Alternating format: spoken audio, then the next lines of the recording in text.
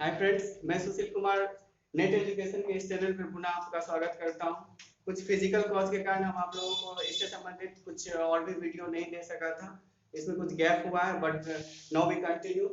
Eight first हम हिंदी और शिक्षण शास्त्र यानी कि हिंदी और पेडागोगी के अंतर्गत हम सीटेट के लिए और टेट के लिए जो स्पेशल हिंदी से संबंधित जो भी क्लास हम देना चाहते थे वो यही है। इसके अलावा हम संधि और लिंग निर्धारण से संबंधित और भी एक क्लास देंगे जो हिंदी से संबंधित होगा। और एक आवश्यक सूचना हम देना चाहते हैं, वो ये है कि आपका जो सीटेट होने वाला था 5 जुलाई को, वो अब स्थगित हो गया है। तो आप लोगों के पास बहुत ज्यादा समय है, इस समय का प्रॉपरली यूज कीजिए और अच्छी तरह से तैयारी कीजिए ताकि इसी बार आपका सीटेट क्वालिफाई हो सके। और इसी बीच में स्टेट से भी आने वाली कुछ नोटिफिकेशन है, तो स्टेट से अगर संबंधित कोई भी प्रश्न आता है, तो कोई भी नोटिफिकेशन आता है, तो कोशिश करिए कि आप उसे भी फिल करिए। और इस बार स्टेट और सीटेट दोनों को कंप्लीटली पूरा करने के लिए, अपने अचीवमेंट तक पहुंचने के लिए आप कोशिश करिएगा। हिंदी और शिक्षण शास्त्र के अंतर्गत जो विशेष रूप से है, जो न्यूमेरिकल है हमारा, वो 10 मार्क्स पैसेज से रिलेटेड होता है। और 10 जो होता है वो हमारे पेडागोगी से होता है, जो शिक्षण शास्त्र के अकॉर्डिंग माना जाता है। और 10 जो होता है वो हमारा ग्रामर आइटम होता है। तो ग्रामर में बेसिकली हम 10 मार्क्स के लिए कुछ विशेष जो इम्पोर्टेंट है उसे हम बता रहे हैं। इसके अलावा संधि और लिंग निर्धारण के लिए अलग से क्लास होगी। और पेडागोगी के बारे में हम कुछ बातें अभी करेंगे। और गद्यांश से संबंधित जो इम्पोर्टेंट पॉइंट है उसे हम सबसे पहले देखते हैं। एट फर्स्ट, कभी भी पैसेज को डील करने के लिए आप लोगों के पास जो भी कैपेबिलिटी हो, उसके अलावा भी सबसे पहले हमारे अनुसार आप किसी भी तरह से प्रश्न को देखिए, क्योंकि जो हमारे पास प्रश्न होते हैं वह प्रश्न हमारे पैसेज से कुछ आंसर ढूंढने के लिए हेल्पफुल होते हैं। एट फर्स्ट सबसे पहले आप प्रश्न को पढ़िए, और उन प्रश्नों को जब आप पढ़ेंगे तो उसी के बेस पे आपको पैसेज से कुछ ना कुछ आंसर आ रहा होगा, जिसे आप मार्किंग कर सकते हैं, या ऑनलाइन एग्जाम हो रहा है तो आप उसे रीड कर सकते हैं। तो इस तरह से आपका जो पैसेज होगा वो बहुत ही क्विक सॉल्व हो सकता है। इसके लिए आपको 3-4 बार पैसेज नहीं पढ़ना पड़ेगा, आपकी समय की बर्बादी कम होगी। तो इस तरह से पैसेज का जो एट फर्स्ट रूल है वो यही है कि आप पहले क्वेश्चन पढ़िए, फिर पैसेज पढ़िए। और पैसेज से संबंधित जो एक वीडियो होगा वो भी हम दे चुके हैं, जो यूजीसी नेट के लिए था, तो उसे हम फिर से अपलोड कर देंगे, या उसे उसका हम लिंक इसके डिस्क्रिप्शन बॉक्स में डाल देंगे ताकि आप वहां से उसे देख सकते हैं। नेक्स्ट चलते हैं हम पेडागोगी। पेडागोगी ऑफ हिंदी के अंतर्गत हम सबसे पहले अधिगम के बारे में बात करना चाहते हैं कि अधिगम क्या होती है, या भाषा क्या होती है, या भाषा की कौशल क्या होता है। तो अधिगम का अर्थ होता है सीखना। तो सीखने के लिए आपको सबसे पहले कुछ भी क्रिएटिविटी होनी चाहिए, आप में कुछ लर्निंग मोमेंट होना चाहिए। जब भी आप में ये सारी चीजें देखने को मिलेगी तो आप उसमें कुछ सीख पाइएगा। इसके लिए हमारे पर्यावरण, हमारा ज्ञान, हमारी उपयोगिता या हमारे पाठ्य पुस्तक सभी उपयोगी है। परंतु विशेष रूप से हिंदी भाषा के अंतर्गत देखा जाए तो विशेष रूप से जब हम लगातार कुछ चीजों को सीखते हैं, लगातार कुछ करते हैं, लगातार कुछ बोलते हैं, तो वो हमारा जो है हमें ज्यादा शिक्षा या ज्यादा एजुकेशन की ओर ले सकता है, और यह भाषा के ज्ञान को और ज्यादा बढ़ाता है। तो पेडागोगी के अंतर्गत हम सबसे पहले अधिगम की बात किए, तो अधिगम यही है कि हमें मूल रूप से सीखना है।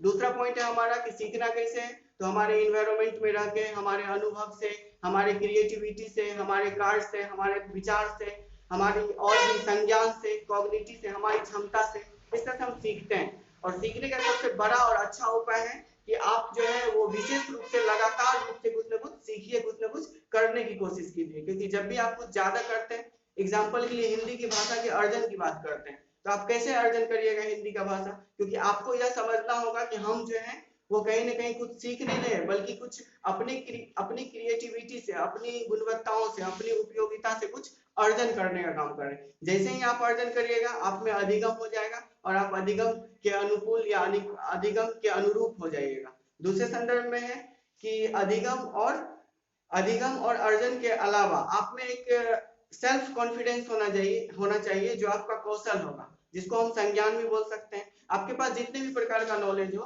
लेकिन उस नॉलेज को आप अपने अनुकूल होकर सोचते हैं। जब आप अपने अनुकूल होकर सोचते हैं तो ये आपका कॉग्निशन अर्थात संज्ञान कहलाता है। इस संज्ञान के अंतर्गत आप विशेष रूप से उन भाषाओं को सीखते हैं, उन गुणवत्ताओं को सीखते हैं जो आपकी गुणवत्ताओं के अनुकूल होता है। अर्थात ज्ञान के रूप में जो आपको पहले से पता है उसके अनुरूप अपनी बुद्धि को अटैच करके जो नया ज्ञान होता है वो एक प्रकार का आपका संज्ञान होता है। तो यह संज्ञान, अधिगम और आपका अर्जन, ये तीनों चीजें बेसिकली हमारा पेडागोगी ऑफ द हिंदी है। तो इसे आप पेडागोगी में समझिएगा और इससे ही रिलेटेड आपको प्रश्न आएगा। एग्जाम्पल के लिए आपके पास प्रश्न आ सकता है कि आप कक्षा 6 के एक शिक्षक हैं और आपके छात्र जो है वो सही रूप से शब्दों का उच्चारण नहीं कर पाते हैं, अन्यथा शब्दों का उच्चारण करते हैं तो उसे वो समझते नहीं। तो इसके लिए आप क्या करिएगा, आप कहीं ना कहीं उसे लगातार उसको प्रैक्टिस करने के लिए कहिएगा। जैसे ही आप लगातार कहिएगा या उसकी समझ विकसित करने की कोशिश कीजिएगा तो फिर वो बातें उसकी समझ में आ सकती है। तो इस तरह से हमारा जो भी प्रश्न होगा वो आपकी समझ के पर आधारित होगा और बेसिकली इन्वायरमेंट और लगातार सीखने की प्रक्रिया और हमारे एक्सपीरियंस इन सभी से ही रिलेटेड होगा। तो पेडागोगी में ये 10 क्वेश्चन 10 मार्क्स या 10 क्वेश्चन होगा, इसको इस रूप में लेंगे।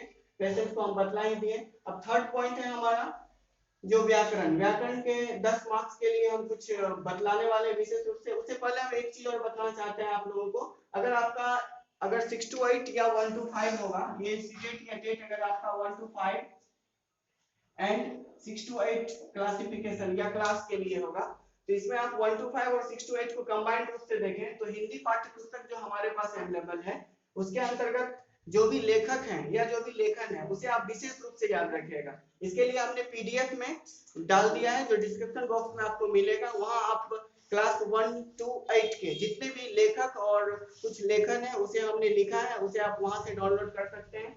और दूसरा है कि इसके जो कुछ इंपॉर्टेंट क्वेश्चन है वो उसके बुक से भी आते हैं। एग्जाम्पल के लिए आप यहाँ देख सकते हैं, जो फर्स्ट और सेकंड क्लास के लिए बुक होता है वो अंकुर के नाम से जाना जाता है, और थर्ड 4 और 5 क्लास के लिए जो होता है वो कोपल के नाम से होता है, और 6 7 और 8 के लिए जो होता है वो किसले के नाम से होता है। सो इसको आप इस रूप में अगर समझ सकते हैं तो ये ऑटोमेटिक याद हो जाएगा। और जहां तक ये 1 2 है तो इसके भी पार्ट 1 एंड 2 है, और ये कोपल अगर 3 4 5 क्लास के लिए तो इसके पार्ट 1 पार्ट 2 पार्ट 3 क्रमशः है। इसको इसी रूप में याद करेगा क्योंकि यहाँ से भी आपको 2 क्वेश्चन आने की पॉसिबिलिटी होती है। नेक्स्ट है हमारा व्याकरण। तो व्याकरण के अंतर्गत हम देखते हैं कि सबसे पहले ये जो वर्णमाला है वर्ड है उसको आप विशेष रूप से ऐसे ही याद कर लीजिए कि टोटल 46 वर्ण है, जिसमें से जो व्यंजन है वो 33 है और जो वोवेल है यानी कि जो हमारा स्वर है वो 11 है। इसे आप याद ही रख लीजिए। 4 हमारा संयुक्त व्यंजन है जो अक्ष त्र ज्ञ और स्त्र के रूप में है, और 4 उष्ण वर्ण है। इससे पूछा हुआ प्रश्न 2019 में इससे प्रश्न आ चुका है जो उष्ण वर्ण कौन कौन से हैं। तो ये आपका तालव्य श, मूर्धन्य ष, दंत स और ह है। तो इस रूप में इसे आप याद रख सकते हैं। और लिपि की जहां तक बात है हमारी भाषा की, वो हमारी देवनागरी लिपि है, और संस्कृत और मराठी और नेपाली की भी लिपि देवनागरी है। इसके अलावा कन्नड़ पंजाबी भाषाओं की भी लिपि देवनागरी है। विशेष रूप से आपको यह सुनकर आश्चर्य रहेगा कि हिंदी तो हिंदी है ही, स्पेशली अगर इंग्लिश जब हम पढ़ रहे होते हैं तो वह भी कहीं ना कहीं संस्कृत से ही बना हुआ है। तो लिपि की बात तो आज हम वहाँ इंग्लिश के समय रोमन करते हैं, बट अगर स्ट्रक्चर में क्वेश्चन आता है कि इंग्लिश का निर्माण किससे हुआ है तो प्रॉपर्ली हम संस्कृत का नाम लेंगे क्योंकि संस्कृत से इंग्लिश का निर्माण हुआ है। नेक्स्ट पॉइंट है हमारा व्याकरण के अंतर्गत शब्द। शब्द जो है वो प्रॉपर्ली 2 रूप में देखा जा सकता है। एक वर्ड आप देख रहे होंगे यहाँ उत्पत्ति, और थर्ड वर्ड देख रहे हैं आप यहाँ पर रचना। तो उत्पत्ति में जो 4 लेटर हैं उस 4 लेटर के अकॉर्डिंग आप यहाँ देख सकते हैं कि शब्द जो है वो 4 प्रकार के हो रहे हैं। ये शब्द के उत्पत्ति के दृष्टिकोण से ये 4 प्रकार के होते हैं जो तत्सम, तद्भव, देशज और विदेशज के रूप में होते हैं। जहां तक तत्सम की बात करते हैं ये प्रॉपर संस्कृत वर्ड होता है। एज एग्जांपल जैसे अग्नि, या दूसरा तद्भव की जब हम बात करेंगे तो ये बिगड़ा हुआ संस्कृत होता है। इसका एग्जांपल अग्नि का ही दूसरे रूप में अनल ले सकते हैं जो प्रॉपर्ली संस्कृत नहीं होता है बट संस्कृत के जैसा होता है। और तीसरा हमारा जो होता है वो देशज, जो हमारे देश में या लोकल भाषा होती है जिसमें हम आग बोलते हैं, जो हमारा देशज हो गया। और विदेशज की जब बात करते हैं जो प्रॉपर किसी दूसरे देश की भाषाओं से निर्मित होता है, एज एग्जांपल फायर। तो इसको अगर इन्हीं रूप में देखते हैं कि अग्नि, अनल, आग और फायर, तो यह एक प्रकार का कहीं ना कहीं एक दूसरा वर्ड को भी ग्रामर के दूसरे पॉइंट ऑफ व्यू को भी बतला रहा है जो है हमारा समानार्थक शब्द। तो समानार्थक शब्द को भी ये बता रहा है कि अग्नि, अनल, आग और फायर। बट यहाँ पर इसे हम तत्सम, तद्भव, देशज, विदेशज के रूप में देखेंगे जो उत्पत्ति के दृष्टिकोण से शब्द के 4 प्रकार के रूप में माने जाते हैं। नेक्स्ट है हमारा रचना या बनावट। तो बनावट नहीं बोले क्योंकि बनावट में भी 4 वर्ड आ जाएगा, इसलिए हम 3 रचना वर्ड दिए ताकि प्रॉपर्ली आप इस रूप में इसे याद करिए कि ये 3 तरह का होता है। तो रचना जो है यह रूढ़, यौगिक और योग रूढ़ के रूप में होता है। जहां तक रूढ़ में वैसे शब्द आते हैं, एज एग्जाम्पल जैसे ना और क को अलग कर देते हैं तो एक अलग अर्थ कोई भी नहीं निकल रहा है। तो रूट में वैसे शब्द आते हैं जिसके खंड या टुकड़े करने पर उसका एक विशेष अर्थ की प्राप्ति हमें नहीं होती। बट यौगिक की जब हम बात करते हैं, आप इसको केमिस्ट्री में भी पढ़े होंगे कि दो या दो से अधिक शब्दों पदार्थों के मिश्रण को यौगिक बोलते हैं। तो वहीं उसी रूप में आप यहाँ देख सकते हैं कि दो या दो से अधिक शब्दों के मिश्रण से जो बना होता है वो यौगिक होता है। एग्जाम्पल के लिए विद्यालय अर्थात विद्या का आलय अर्थात विद्या का घर, स्कूल। तो ये जो यौगिक है हमारा, ये दो शब्दों से मिलकर बना होता है। थर्ड स्टेप है इसका योग रूट। तो योग रूट में ऐसे शब्द आते हैं जो एक विशेष अर्थ को बतला रहे होते हैं। इसे हम समास में भी जाकर पढ़ेंगे, क्योंकि योग रूट में एक विशेष अर्थ को बतलाया जाता है। एग्जाम्पल के लिए अगर हम पंकज बोलते हैं तो इसका एक अलग अर्थ होता है कमल। तो कमल एक अलग नाम हो गया और पंकज एक अलग, बट उसी का एक नाम है। दूसरा एग्जाम्पल जैसे लंबोदर, तो लंबोदर बोलते हैं बट उसका मीनिंग होता है गणेश, तो एक अलग अर्थ को बतला रहा है। चतुरानन बोलते, चतुरानन मीनिंग होता है ब्रह्मा, बोलते दशानन मीनिंग होता है रावण। तो ये सारे जो शब्द हैं ये कहीं ना कहीं योग रूट के अंतर्गत आते हैं।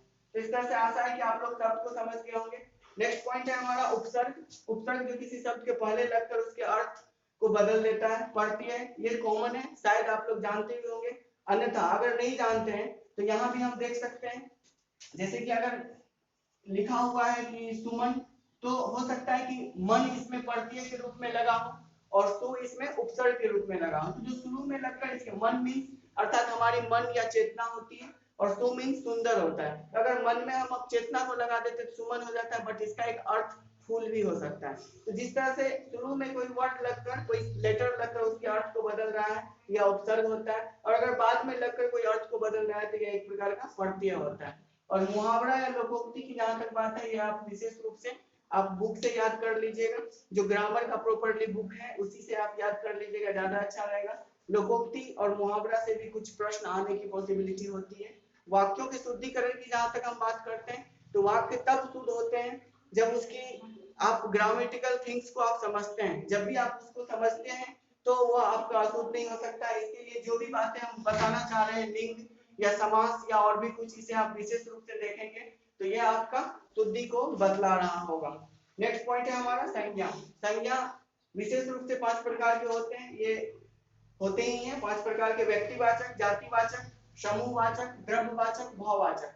तो जब कभी आपको किसी व्यक्ति का प्रॉपर बोध हो रहा हो, जैसे राम, मोहन, सोहन, etc, ये व्यक्तिवाचक संज्ञा होता है। जब आपको जातिवाचक का जाति का बोध हो रहा हो तो ये जातिवाचक संज्ञा होता है। जैसे कि एक मनुष्य एक जाति है, पक्षी एक जाति है, तो जिससे किसी जाति का बोध हो रहा है। समूह अर्थात जो कभी ग्रुप में हो, एक साथ हो, जैसे चाबी का गुच्छा या भेड़ों का झुंड इत्यादि, ये समूहवाचक, या सेना, मेला, etc, ये समूहवाचक में आ जाएगा। द्रव्यवाचक जो इस पदार्थ को बतला रहा हो, जिसको हम माप तो सकते हैं परंतु गिन नहीं सकते हैं। जो मटेरियल नॉन में जितने भी चीज आते हैं वो कहीं ना कहीं द्रव्यवाचक होते हैं। नेक्स्ट है हमारा भाववाचक, जो आपकी फीलिंग्स, भावना, संवेदना या आपकी मन की मनोभाव को स्पष्ट करता हो। जैसे एग्जांपल के लिए अगर हमें भूख लगी है या प्यास लगी है तो ये हमारे मन में, हमारी मन की आंतरिक भाव है जिसे हम सिर्फ फील कर सकते हैं। तो वैसी भावनाएं प्यार, गुस्सा, नफरत इत्यादि ये सारे भाववाचक संज्ञा में आते हैं। इस तरह से प्रॉपर्ली संज्ञा के 5 प्रकार होते हैं। और जब सर्वनाम की बात करेंगे तो हिंदी में 6 प्रकार का, संस्कृत में 7 प्रकार का, और इंग्लिश में आप इसे पढ़ेंगे तो ये 10 प्रकार के भी दिखते हैं। बट हमारे अकॉर्डिंग आप पढ़ना चाहते हैं तो सर्वनाम को इसी 5 रूप में आप अगर याद कर लें तो सर्वनाम आपका याद हो जाएगा। क्योंकि जितने प्रकार के संज्ञा होते हैं सर्वनाम भी उसी रूप में हमें कहीं ना कहीं यूज होता है। तो सर्वनाम को भी 5 रूप में आप याद कर लें। अगर व्यक्ति के बारे में बोल रहा है तो व्यक्ति के लिए इंडिकेशन में वह, यह, मैं इत्यादि का बोध हो रहा है तो वो कहीं ना कहीं जो प्रोनाउन होगा, आई मीन सर्वनाम होगा, वो व्यक्ति के लिए होगा। जाति के लिए इंडिकेशन का कोई वर्ड होगा तो जाति होगा। ग्रुप के इंडिकेशन के लिए कोई वर्ड होगा तो वो एक प्रकार का सर्वनाम होगा। और मटेरियल नॉन या पदार्थ के इंडिकेशन के लिए होगा तो द्रव्यवाचक टाइप का होगा तो वो इस टाइप का सर्वनाम होगा। तो सर्वनाम भी कहीं ना कहीं नॉन पे डिपेंड है। वैसे भी इसकी परिभाषाएं आप लोग पढ़े होंगे, जो संज्ञा के बदले में आता है उसे हम सर्वनाम कहते हैं। तो इस रूप में आप इसे याद कर सकते हैं। वैसे हम पीडीएफ में सर्वनाम की जो भी पार्ट है 6, 7, 10 उसके बारे में हमने लिखा है। आप इसे डिस्क्रिप्शन बॉक्स में जाके डाउनलोड कर सकते हैं। वहां से आपको सर्वनाम का जो पार्ट बाय पार्ट दिया हुआ है वहां से आप डाउनलोड करके देख सकते हैं। नेक्स्ट है हमारा विशेषण, जो किसी की विशेषता को इंडिकेट करता है। क्रिया विशेषण जो आपकी क्रिया को इंडिकेट, क्रिया की विशेषता को इंडिकेट करता है।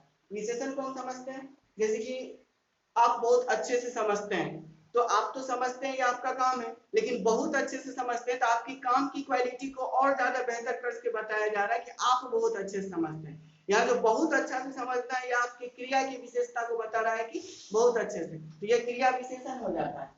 बट अगर आप अच्छे हैं, या आपकी विशेषता को सिर्फ इंडिकेट कर रहा है, यह आपका विशेषण होता है। जब प्रॉपर्ली किसी की सिर्फ विशेषता को बताया जाता है तो वो विशेषण होता है, और जब किसी की क्रिया की विशेषता को बताया जाता है तो वो क्रिया विशेषण होता है। और क्रिया से तो हम पूर्व से ही परिचित हैं कि जब भी हम कोई काम करते हैं जिससे हमारा प्रॉपर्ली किसी काम के होने का बोध होता है, तो वो हमारा वर्ब या क्रिया कहलाता है।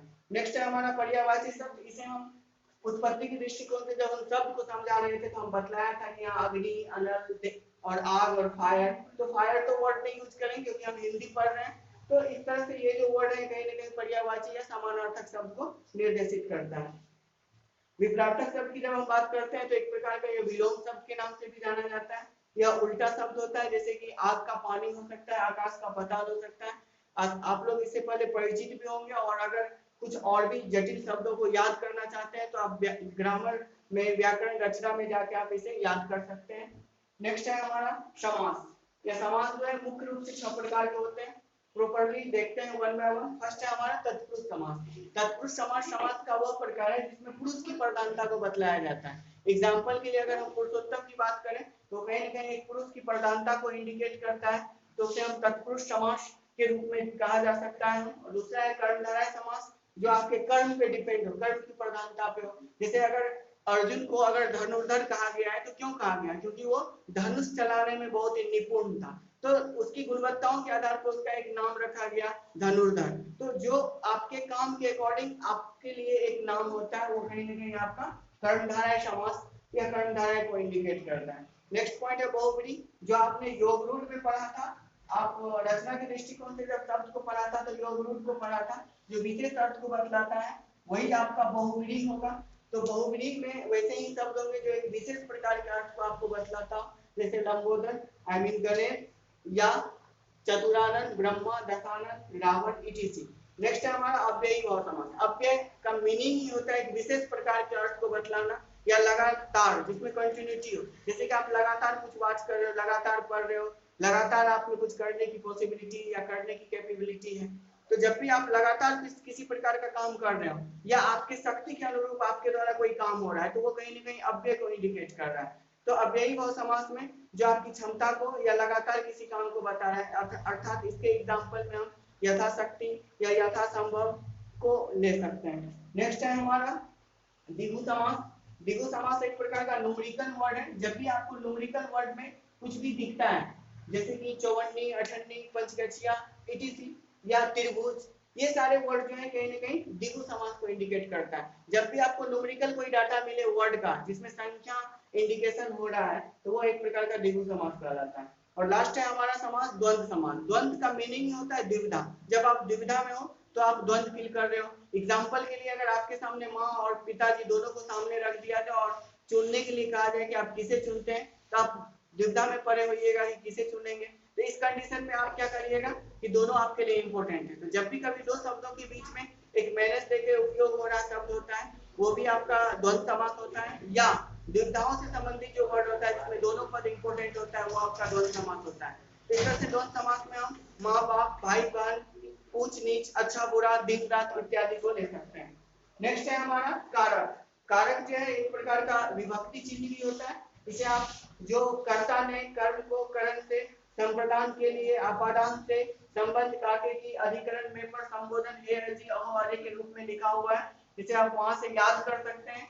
और इस शब्दों को कहीं ना कहीं किसी दूसरे वाक्यों से जोड़कर देखना होगा। उदाहरण के लिए, जैसे हमने किसी को नहीं मारा है, तो यहाँ हमने जो है एक सेंटेंस है, हमने किसी को नहीं मारा है, तो हमने में अगर हम में ने लगा हुआ है तो वहां कर्ता हम है, क्योंकि वहां ने इंडिकेशन है। और किसी को, तो को जो किसी को हो रहा है ऑब्जेक्ट एनीबॉडी, वो एनीबॉडी जो कोई आ रहा है वो हमारा कर्म होगा, यानी कि ऑब्जेक्ट होगा किसी को। तो यहाँ पे शब्दों के, वाक्यों के आधार पे जो शब्द में कुछ चिन्ह जुड़ा हुआ है, वही चिन्ह हमारा कारक चिन्ह होता है। आप जब शब्दों को देखेंगे तो शब्दों को देखकर आप समझ सकते हैं कि यह हमारे किस चिन्ह के लिए। यहाँ दो बात इंपॉर्टेंट है, एक है करण में से और दूसरा है आपादान में से।